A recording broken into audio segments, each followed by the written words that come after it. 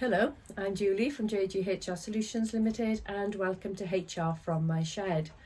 Well, it's Friday and there's another Wales restrictions announcement, but hopefully almost the last one now.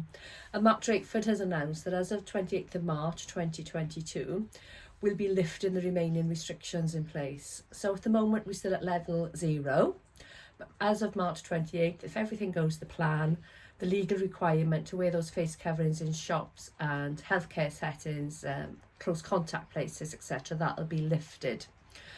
Also, the need to self-isolate as a legal requirement will be lifted from the 28th, and free testing will start to gradually be phased out. There's not a date for that at the moment, but what Mark Drakeford is saying is that over a 3-month period, the access to free testing will be phased out. So, employers, where does this leave you?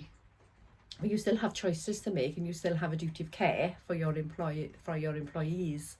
So even though as after the 28th of March, you won't have to do a COVID risk assessment, under the Health and Safety Act, you still have to do risk assessments and you still have to make sure that your employees are looked after.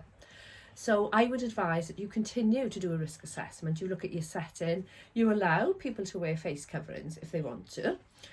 It doesn't have to be the legal requirement unless you want it in your workplace, but also you need to decide about the self-isolation. So like any infectious disease, I don't suppose you would encourage people to come into the workplace, but what are your rules around it?